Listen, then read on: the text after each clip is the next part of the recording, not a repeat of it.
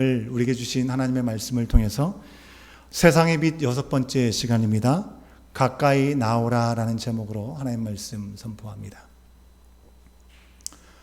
여러분, 지난 한 주간 동안 우리 한국에서 들려오는 소식을 들으면서 참 안타깝고 또 한편으로는 아쉬운 마음이 들면서 함께 이 자리 우리가 살고 있지만 기도하는 시간들을 아마 가지셨을 거라고 생각을 합니다. 어제 한국에서는 어제가 주일이었죠. 많은 교회들이 예배를 드리면서 다시금 비대면 예배, 온라인 예배로 전환하게 되었다라는 소식들을 듣게 되었습니다. 어떤 면에 있어서는 과도한 조치라고 안타까워하시는 부분들도 있겠지만 어제 많은 교회들의 강단에서 우리가 잠잠히 하나님 앞에서 우리 자신의 모습을 돌아보는 계기로 삼자라는 메시지들을 참 많이 전하셨다는 것을 전해 듣게 되었습니다. 우리 모두가 그리스도인으로 그리고 교회가 사회적인 책임을 어느 때보다도 돌아보게 되는 그런 시간이 아닌가라는 생각을 해보게 되는 것이죠. 어떤 이들은 얘기합니다. 사회적으로 문제가 되고 있는 교회들, 좀 이단적인 교회들이고 평범하지 않은 그런 상황 속에 있는 교회들이기 때문에 우리 같은 보통 교회들과는 조금 다르다라고 분명하게 선을 걷는 분들도 있습니다. 문제가 된 몇몇 교회들 제외하고 대부분의 교회들은 아주 철저하게 최선의 방역을 하고 있다라고 항변을 합니다. 하지만 안타깝게도 세상은 그냥 그렇게 봐주지 않는 것 같습니다. 세상이 보기에 교회는 그냥 다 똑같은 교회로 보이는 것이죠. 참으로 팬데믹으로 인해서 교회가 어때야 될지, 우리 그리스도인은 어떻게 살아가야 되는지를 또 깊이 돌아보게 되는 시간이 아닌가 생각합니다. 사회적인 비방과 어떤 조치들, 그런 거에 의해서 우리가 억울해만 할 것이 아니라 말씀 앞에서 겸손하게 우리 그리스도인들의 사회적인 책임을 다시 한번 무게감 있게 돌아봐야 될 때라고 하는 것이죠. 여러분, 우리 분명한 것은 그리스도인들은 세상과 구별된 존재로 살아가야 되는 것이죠. 하지만 구별됐다는 것이 사회와 분리된 것을 의미하는 것은 아닙니다. 여러분, 예수님의 십자가를 생각해 보십시오. 예수님의 십자가는 하나님과 우리와만의 관계 안에서의 스토리가 아닙니다. 우리와 우리를 잇고 있는 세상과의 관계 속에서 세상을 구원하기 위한 구원의 이야기가 바로 십자가의 이야기라고 하는 것입니다. 부활하신 주님께서 우리 가운데 오셨을 때 믿는 자들에게 오셔서 말씀하셨던 것 기억하시죠? 너에게 평강이 있을지어다. 평안을 약속해 주셨습니다. 하지만 거기에 머물러 있지 않았다는 것이죠. 믿는 자에게 주신 그 평안과 그 담대한 믿음으로 말미암아 믿지 않는 자들에게까지 구원의 복음을 전하는 것이 분명히 주님께서 다시 하늘나라에 올라가시기 전에 우리 가운데 주셨던 명령이었습니다. 땅 끝까지 이르러 내 증인이 되라 라고 하신 말씀. 여러분, 이 말씀은 그저 예수님은 살아계시고 예수님이 주님이시다라는 것을 말하고 전도지를 나눠주고 교회로 사람들을 불러오는 것으로만 끝나는 것이 아닙니다. 분명히 예수님은 우리 가운데 명령하실 때 가라라고 말씀하셨다는 것입니다. 그러기에 우리는 세상 속에서 하나님께 속해서 하나님께 속한 자로서 세상을 향해 나가야 되는 것이죠. 그저 우리끼리만 좋은 관계 안에서 지내고 세상은 저만치 거리를 두는 그런 다른 영역으로 남겨두어서는 안 된다라고 말씀을 하신 것입니다. 여러분, 하나님은 교회가 수도원이 되기를 원하지 않으셨습니다. 우리가 주님께로부터 받은 사랑, 그리고 그 안에서 가진 그런 믿음, 이 믿음과 사랑을 가지고 세상 속으로 깊이 들어가서 빛이 되길 주님은 원하셨습니다. 여러분, 아브라함을 기억하시죠?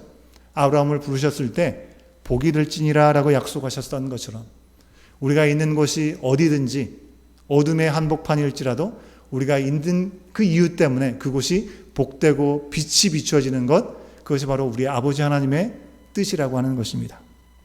여러분, 오늘 말씀 이사야 45장의 말씀은요, 하나님의 구원이 하나님께서 택하셨던 일부 하나님의 택한 백성들 교회에만 머물르라고 주신 말씀이 아니라는 것을 우리가 명확하게 확인할 수 있는 말씀이라고 하는 것입니다. 43장부터 45장까지의 말씀, 여기는요, 하나님께서 이스라엘 민족에게 대한 회복과 구원을 말씀해 주고 있습니다. 그런데 그 이스라엘 민족의 구원과 회복에 대한 말씀이 누구를 통해서 이루어지느냐? 바로 한 사람, 바로 페르시아의 제국의 지도자였던 고레스를 통해서 이루어진다는 말씀을 주고 있습니다. 여러분, 우리는 고레스가 페르시아의 왕이 되었고 그 이스라엘 백성들이 다시금 회복되는 데 쓰임받았다는 것을 과거의 역사를 통해서 이미 잘 알고 있습니다. 그리고 그것을 받아들이게 거부감이 없습니다. 하지만 그 당시에 선택되었던 백성들, 이스라엘 백성들에게 이스라엘의 구원과 회복을 위해서 사용하는 사람이 바로 고레스 왕이라고 했다는 것에 대해서 그들은 그것을 쉽게 받아들일 수 있었겠냐고 하는 것입니다. 당시 그 백성들에게는요, 고레스를 통한 구원의 회복이 너무나 의아하고 말도 안 되는 계획이라고 생각할 수 있었을 것입니다. 분명히 그는 바로 선택된 백성의 이스라엘과 유다를 멸망하게 했던 사람들이 누굽니까? 아수르와 바벨론이었죠. 아수르와 바벨론에 이어서 또한 제국으로 등장했던 페르시아의 왕이었다고 하는 것입니다. 세상을 휘하는 최고의 권위를 가진 지도자였다고 하는 것입니다. 하지만 그는 하나님을 알지 못하는 사람이었습니다. 그는 이방인으로서 하나님을 알지 못했다라고 성경 말씀이 분명히 증거하고 있습니다. 우리가 함께 읽지는 않았지만 45장 4절 말씀에 보면 이렇게 기록되어 있습니다. 여러분 앞을 보시면 되겠습니다. 제가 읽어 드리겠습니다. 내가 나의 종 야곱, 내가 택한 자 이스라엘, 곧 너를 위하여 내 이름을 불러 너는 나를 알지 못하였을지라도 내게 칭호를 주었노라라고 기록하고 있습니다. 하나님께서 신이 그 하나님을 알지 못했을 때 그를 부르셨다라고 말씀해주고 있죠. 이방인이었던 그에게 하나님께서 기름을 부으셨습니다. 말씀하셨습니다. 45장 1절에 있는 말씀입니다. 1절 말씀 제가 읽습니다. 여호와께서 그의 기름 부음을 받고 고레스에게 이같이 말씀하시되 내가 그의 오른손을 붙들고 그의 앞에 열국을 항복하게 하며 내가 왕들의 허리를 풀어 그 앞에 문들을 열고 성문들이 닫히지 못하게 하리라 라고 기록하고 있습니다. 하나님께서 뭐라고 하셨습니까? 내가 그의 오른손을 붙들고 열방의 어떤 나라도 꼼짝 못하게 하겠다라고 하나님 말씀하고 계시는 것입니다. 한 구절만 더 볼까요? 44장, 앞전 44장 28절에 있는 말씀에는 이렇게 기록하고 있습니다. 고레스에 대하여는 이르기를 내 목자라 그가 나의 모든 기쁨을 성취하리라 하며 예루살렘에 대하여는 이르기를 중건되리라 하며 성전에 대하여는 내 기초가 놓여지리라 하는 자니라 라고 말씀하고 있습니다. 하나님이 하신 말씀이죠. 고레스에게 뭐라고 얘기합니까? 내 목자라라고 말씀합니다. 나의 모든 기쁨을 성취하게 할 것이다라고 말씀하여 주고 계시다는 것입니다. 여러분, 원래 하나님께서 하나님 당신의 일을 위해서 부르시고 택함을 받아 쓰임받게 되었던 사람들, 부름받은 사람들은 어떤 사람이었습니까? 선택된 이스라엘 백성들을 위해서 인도하기 위해서 부름받았던 사람들은 그 나라의 왕이었고 그리고 제사장이었고 선지자와 같은 사람들이었습니다. 그들이 하나님을 대신해서 이스라엘 백성들을 이끌고 인도했던 것이죠. 그런데 하나님을 알지도 못하지요. 영적인 무식자였던 그리고 신앙의 근본도 없었던 이 고레스가 이제 앞으로 망하게 되어서 70년의 포로 생활을 하고 다시 돌아오게 될 이스라엘 백성의 회복의 중심에 있게 될 것이라고 그를 사용하실 거라고 하시면서 하나님의 종이라고 말씀하시는 것, 여러분 이스라엘 민족의 입장에서는 도무지 받아들이기가 쉽지 않은 말씀이라는 것입니다. 여러분 특히 고레스는요 하나님의 구속사적인 관점에서 보면 바로 훗날 세상을 구원하시기 위해 이 땅에 오시는 예수님에 대한 예표다라고 우리가 얘기할 수 있습니다. 여러분 예표라는 말 우리가 가끔 사용하죠. 예표가 무엇입니까? 기름 부으심을 받은 그리스도에 대해서 아직 오시기 전에 예수님께서 오실 것을 미리 넌지시 보여주는 그런 내용이라고 하는 것입니다. 그런데 그런 예표가 되는 사람이 이방인에게다가 조로아스토라는 이방의 종교를 섬기는 페르시아의 리더십이었다라는 것이 참으로 납득이 되지 않는 내용입니다. 그러나 여러분, 하나님께서 고레스를 통해서 이스라엘을 회복하고 구원하시려고 하신 데에는 분명한 이유가 있었다는 것입니다. 그 이유가 무엇일까요? 여러분 어쩌다 보니까 이때쯤 이 친구를 사용하면 되겠다라 해서 고레스를 사용한 것이 아니고요. 하나님께서는 다 계획이 있으셨습니다.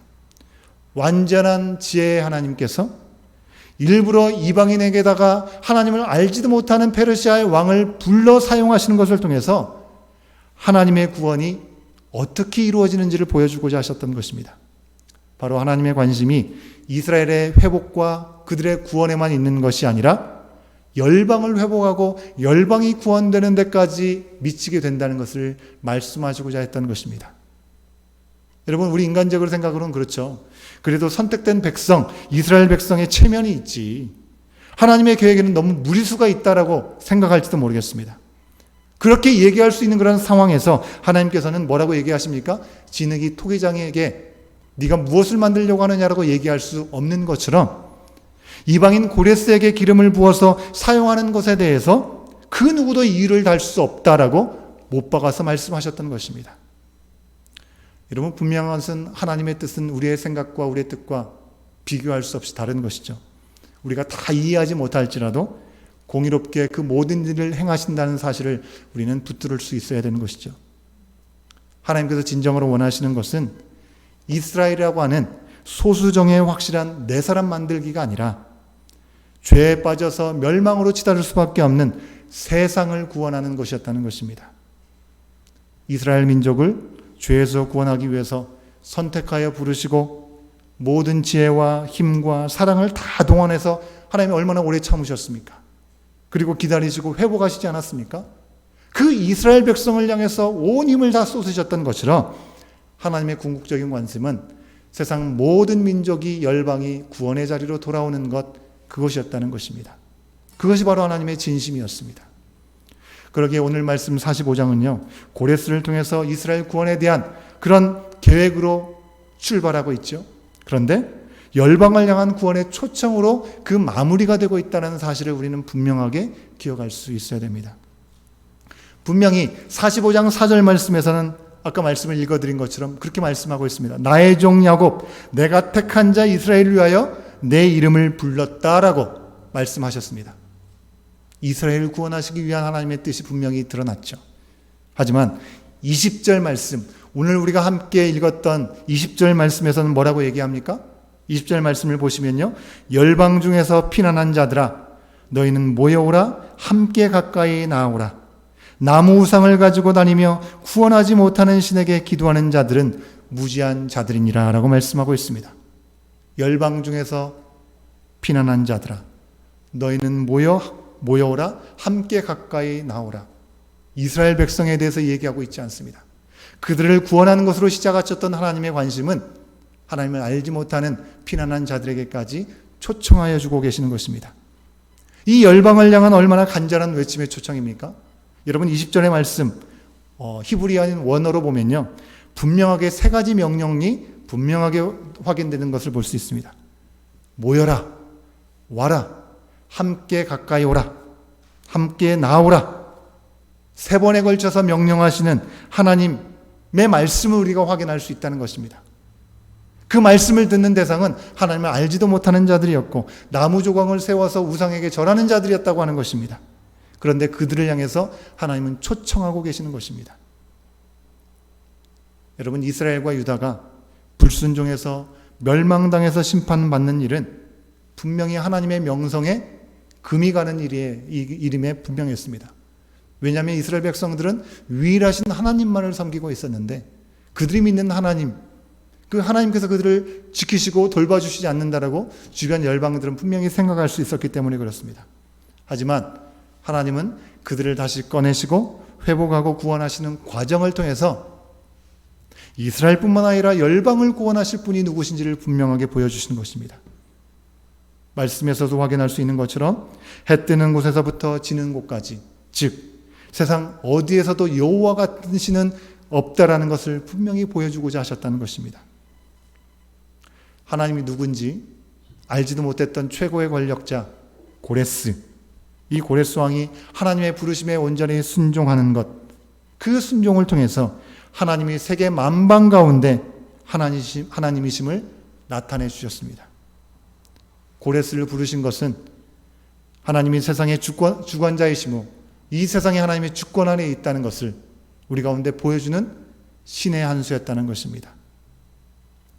하나님을 알지 못하는 이방 사람들은 그저 하나님을 숨어 계신 하나님으로만 생각했지만 하나님은 그 역사 속에서 당신을 확실히 나타내 주시면서 세상을 향해서 가까이 나오라고까지 말씀해 주고 계셨다는 것입니다. 여러분, 우리가 지금 사는 이 세상은요, 하나님이 계셔? 하나님이 도대체 어디 있단 말인가? 살아 계시기나 하신 것인가? 세상을 구원하실 수 있나? 이렇게 질문할 수밖에 없는 상황 가운데 우리는 세상 가운데 놓여 있습니다. 십자가에 달리신 예수님을 생각해 보십시오. 십자가 밑에서 네가 정말 하나님의 아들이라면 그 십자가에서 내려와 보라 라고 얘기하면서 비아냥거리고 비웃었던 그 사람들처럼 세상은 그리스도인과 교회를 향해서요, 하나님이 와서 너희를 구원할 거야, 그렇게 비아냥거리는 모습들로 향하고 있다는 것입니다. 하나님을 알지 못하는 많은 이들이 하나님은 숨어 계시다라고 오해합니다. 법회도 진행되고 미사도 진행되는데 교회 예배만은 불과해진 상황에서 세상 사람들의 관점에서 보면요, 하나님의 입지는 점점 좁아드는 것처럼 우리는 느껴질지도 모르겠습니다. 우리 믿는 사람들의 입장에서는요, 교회가 너무 부당하게 과도하게 차별을 당하면서 하나님은 이에 대해서 왜 침묵하고 계시는가라고 우리는 그렇게 생각하고 있을지도 모르겠습니다. 그러나 지금 우리 믿는 우리들은 지금의 상황을 그저 정치적으로만 사람들이 얘기하는 것처럼 똑같이 해석하고 분노하려는 움직임을 우리는 좀 넘어설 수 있어야 될 줄 압니다. 세상이 어떤 계략을 해도 하나님은 그 모든 것들을 주관하시는 분이심을 우리는 붙드는 믿음이 있어야 되는 것이죠. 우리는 좀 더 큰 빅피처를 볼 수 있어야겠습니다. 여러분, 그 큰 그림이 무엇이겠습니까? 세상은 하나님의 것이고 하나님의 주권 아래에 있다라고 하는 것입니다. 하나님의 손에서 벗어나는 문제와 상황은 하나도 없습니다. 그럼에도 불구하고 팬데믹의 상황과 부가적인 모든 문제들, 그것이 허용될 때에는 허용하시는 분명한 이유가 있다는 것을 우리는 알아야 되는 것이죠. 1차적으로는 바로 본 전염병은 사람들의 무분별한 욕심과 그리고 교만과 이기주의적인 생각에서부터 시작되고 심각해진 상황이 되었습니다. 하지만 여러분, 이 일이 이처럼 세계적인 문제로 확장되도록 허용하시게 되었을 때는 하나님께는 다 뜻이 있다는 것을 우리가 비록 다 깨달아 알지 못할지라도 믿을 수 있어야 되는 것이죠. 섣부르게 우리가 해석하고 또 의미를 부여하는 것들은 금물이겠지요. 하지만 적어도 하나님이 이 환난을 우리 가운데 허용하셨고 지금도 실수나 후회가 없으신 하나님이 주관하고 계시다는 것, 그것은 분명한 사실이라는 것입니다. 45장 7절 말씀에서요, 하나님은요, 빛도 짓고 어둠도 창조하시고 평안도 짓고 환난도 창조하신 분이다라고 말씀하고 있습니다. 여러분, 이 구절의 말씀을 보면서 어둠도 창조하셨다라고 하니까 하나님이 죄도 창조하셨다라고 우리가 비하하는 말씀으로 들어서는 안 되겠고요. 하나님이 어쩌지 못하는 영역은 한 곳도 없다라는 말씀으로 우리가 받아들일 수 있어야 되겠습니다. 여러분, 고레스 왕이 다스렸던 페르시아 제국의 주 종교는 앞서 말씀드린 거죠. 조로아스터교라는 종교였습니다. 그들은요, 빛이 주관하는 신이 있고 어둠이 주관하는 신이 따로따로 있다고 생각했습니다. 그리고 그들이 주관하는 영역 안에서만 능력을 행할 수 있다고 그들은 생각했습니다. 실제로 고대 사회에서는 이 이스라엘 백성들이 믿는 이 하나님은요, 산의 신이다라고 그들은 생각했습니다. 그래서 이스라엘 백성은 골짜기에서 산에서 늘 승리할 수 있을지 몰라도 다른 영역에서는 그렇지 못하다라고 생각했던 것이죠. 그런데 하나님이 산에만 갇혀 계시는 하나님이냐고 하는 것입니다. 골짜기의 전쟁에서 분명히 승리케 하시지만 바다도 가르시는 하나님이시고 많은 땅 가운데 기근 가운데 비도 내리시는 하나님이심을 우리는 말씀 속에서 확인할 수 있죠. 하늘과 땅과 자연 만물을 다스리시는 하나님이심을 하나님은 말씀에서 숨기지 않고 우리 가운데 다 밝혀주셨습니다. 마찬가지로 하나님은 환난을 허용하시되 그 환난을 때에 따라 주관하시는 하나님이시라고 말씀하고 있습니다. 그러므로 사랑하는 여러분, 지금 이 위기가 결코 쉽지 않고 모든 것이 불투명할지 모르겠습니다. 그럴지라도 하나님께 우리가 더 가까이 나아가고 하나님이 세상의 구원자이시고 주인이심을 우리는 이 어려운 때에 전할 수 있는 기회로 삼을 수 있어야 된다는 것이죠. 여러분, 과거의 역사를 보면 2세기에 전염병, 중세시대에는 흑사병으로 신음하던 때가 있었죠. 그리스도인들은 그들이 가졌던 신앙 안에서 사회의 책임을 최선을 다해서 했던 그 시기였습니다. 4세기 이전에는 그리스도인들은요, 사회적으로 핍박을 받고 공개적으로 모임을 하든지 그리고 전도가 불가능한 때였다고 하는 것입니다. 그저 은밀하게 모여서 예배를 드리고 그들끼리 교제만이 가능했던 때였습니다. 그들이 공개적인 생활을 하고 증거하는 것은 불가능한 때였습니다.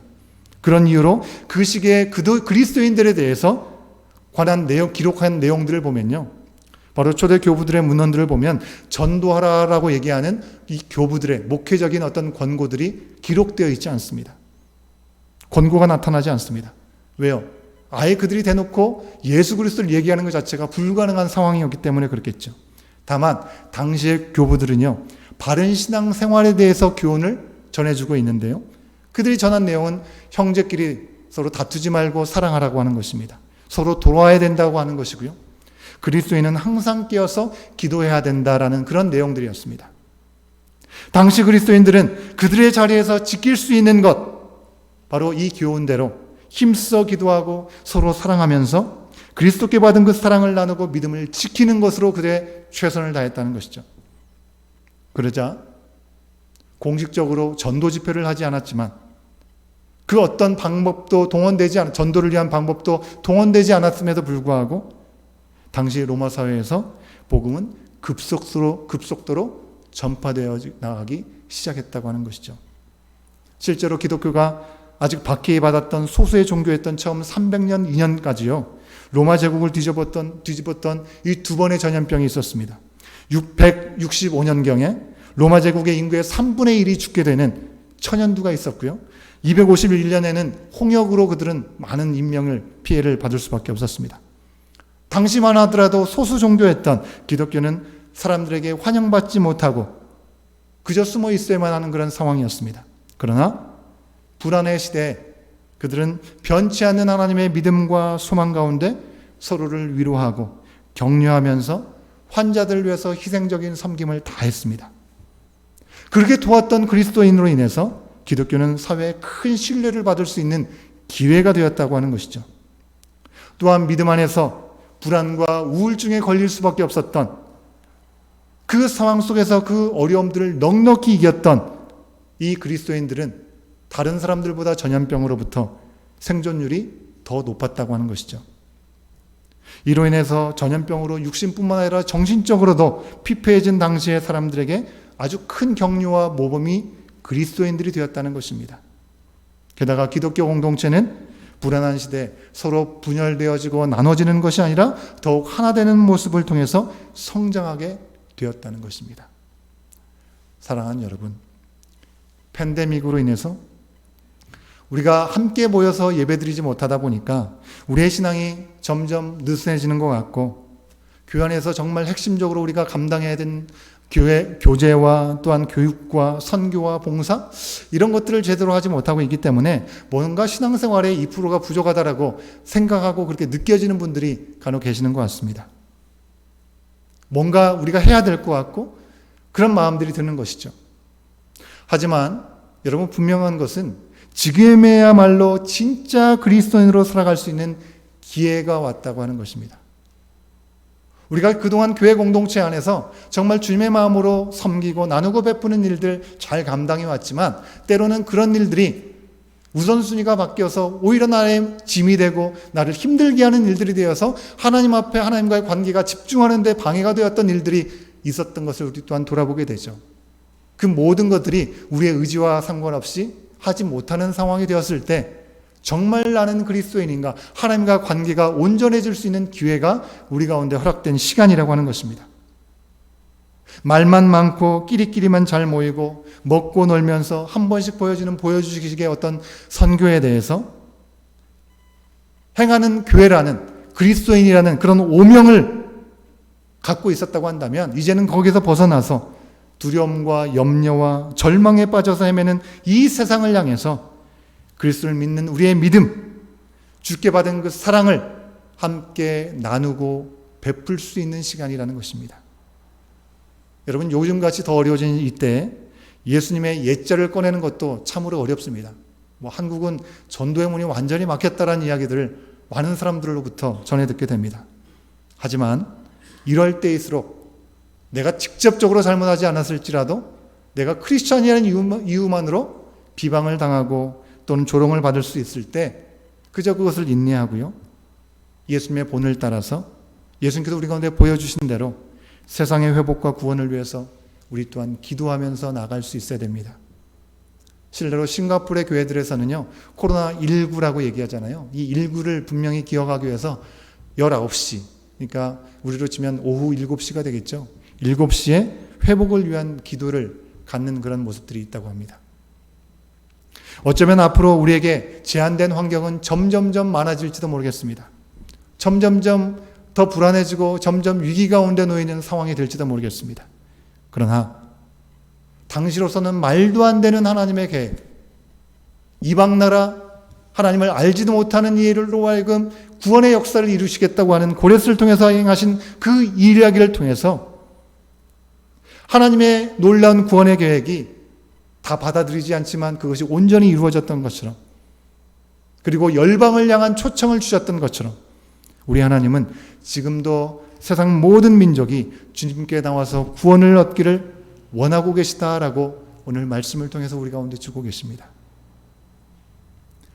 현실의 벽에 두려워하고 불안해하고 위축되는 그리스도인 그리고 우리 교회가 되어서는 안 되겠습니다. 그렇다고 세상 사람들 죽든 말든 상관하지 않고 죽으면 죽으리라 아무 유익 없는 결단으로 섣불리 우리가 행동하는 것도 조심해야 할 것입니다. 바벨론의 포로로 끌려갔던 이스라엘 백성을 통해서도 열방, 바로 열방이 당신이 나타내신 뜻을 분명히 나타낼 수 있도록 인도하셨던 것처럼 팬데믹에 제한된 상황 속에서 하나님께서는 바로 우리를 통해서 세상에 아버지의 사랑을 나타낼 수 있도록 지금 이 시간도 우리 가운데 허락하셨다는 사실을 우리가 잊지 말고 우리가 살아가는 일상의 자리가 사랑과 빛으로 섬기는 자리가 되어야 하는 것이죠. 모여서 예배드리는 것, 여러분 그것이 중요하지 않다, 제가 그렇게 말씀드리는 것이 아닙니다. 어느 때보다도 모여서 함께 예배의 소중함을 깊이 돌아봐야 되는 것이 바로 지금의 순간인 것이죠. 그러나 여러분, 우리의 진짜의 믿음은요, 단순히 성전이라고 하는 이 공간, 이 예배 공간에 한정되어 있지 않다는 것입니다. 여러분, 우리의 우선순위가 없어서 주일에 성전에서 예배를 지키지 못하는 것에는 분명히 문제가 있겠죠. 하지만 하나님 중심으로 우리가 붙들려 있음에도 불구하고 상황이 막힐 때는요, 이스라엘 백성을 구름 기둥, 불 기둥으로 인도하셨던 것처럼 구름 기둥이 멈춘 시간으로 우리는 분명히 그것을 받아들이면서 멈춰선 그 자리에서 여전히 하나님을 경외하면서 주님의 때를 기다리고 내가 서 있는 바로 그 자리에서 하나님의 말씀에 순종하면서 살아가는 게 너무 중요하다는 것입니다. 지금은 삶의 어떤 상황에서도 하나님을 가장 높이는 삶의 예배가 회복돼야 될 때이고요, 가정이 영적으로 부흥하여 다시금 회복돼야 될 때입니다. 여러분, 다음 주일과 그 다음 주일에 우리 교회 학교 학부모와 교사들의 세미나가 온라인으로 진행됩니다.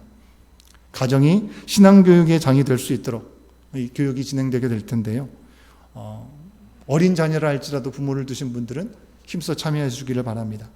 그런데 중요한 것은 우리가 현장에 나와서 예배를 드리는 것, 그리고 무슨 교육이 있든지 온라인으로 참여하는 것, 거기에 머물러 있지 않다는 것입니다. 우리의 일상, 삶의 자리마다 중심을 다해서 하나님 우선으로 우리가 살아가고 비교 불가능한 구원의 능력을 우리의 삶에서 하나님을 경험하는 것.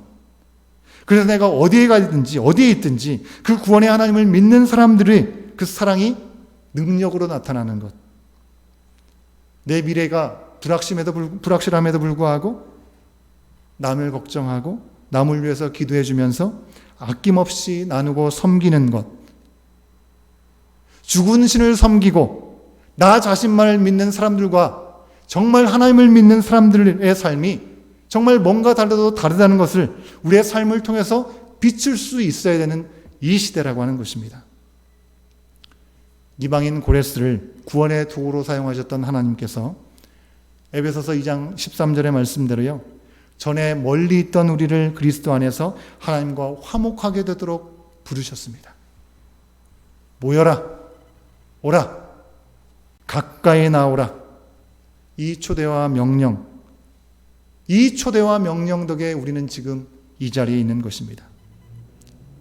어떤 것으로도 소망을 찾아볼 수 없는 우리를 부르신 하나님은 소망이 없는 이 시대 가운데, 소망이 없는 이 세대를 향해서 여전히 명령하고 계십니다. 모여라, 오라, 가까이 나오라 말씀하고 있습니다. 여러분, 사회적인 거리가 아쉬운 지금이죠.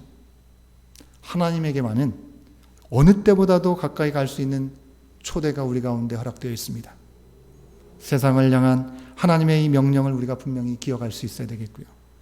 우리의 영역을 지키기에 급급하게 분주하게 살았던 우리의 삶에서 조금 떠나가세요.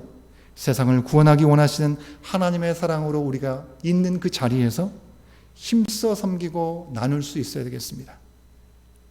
이 믿음의 담대함을 부끄럼 없이 전하고 불안 속에 있는 이들을 격려하고 기도할 수 있어야 되겠습니다. 이것이 영적인 이방이었던 우리들을 먼저 부르신 하나님의 뜻이라는 것입니다. 우리 자신은 연약하고 여전히 부족할 뿐입니다. 하지만 세상이 우리 안에 계신 하나님을 보고 우리와 함께 나아갈 수 있도록 그리스도인으로서 사랑과 책임 앞에 이 모든 것들을 온전함으로 감당할 수 있는 우리가 되기를 하나님은 바로 이 시간 우리 가운데 말씀하여 주고 있는 것입니다. 여러분, 가까이 나오라 말씀하시는 주님의 음성 앞에 우리 자신을 내어드리면서 이 시간 함께 잠깐 기도하기 원합니다. 여러분, 하나님이 숨어 계신다라고 생각한 적이 있으십니까? 혹은 지금 그런 생각이 많으십니까? 언제, 왜 그런 생각이 여러분에겐 드셨습니까? 내 주변의 위기와 고난 중에 하나님의 구원의 복음이 필요한 사람들이 있다면 과연 그들은 누구이겠습니까? 내 생각의 기준으로 하나님의 복음을 듣기에 부적합하다고 선을 그어버렸던 대상은 혹시 없었습니까? 어떤 이들에 대해서 우리 스스로 제한하고 있는 모습은 없습니까? 이스라엘 백성들을 구원하기 원하셨던 하나님께서 고레스를 통해서 모여라, 오라, 주께 가까이 나오라 말씀하시며 하나님을 전혀 알지 못하는 피난한 자들을 부르시고 초청해 주셨다는 사실을 기억하면서 참으로 소망이 없어 보이는 이 세상의 한복판에서 우리 또한 부름의 자리가 어떤 자리든지 그 자리에서 온전히 하나님의 놀라우신 능력을 증거하고 빛을 발할 수 있는 우리의 삶의 자리가 될 수 있도록 인도해 달라고, 우리 잠깐 함께 믿음으로 주님 앞에 우리의 마음을 드리면서 결단의 마음으로 함께 기도하는 시간 갖겠습니다. 기도하시겠습니다.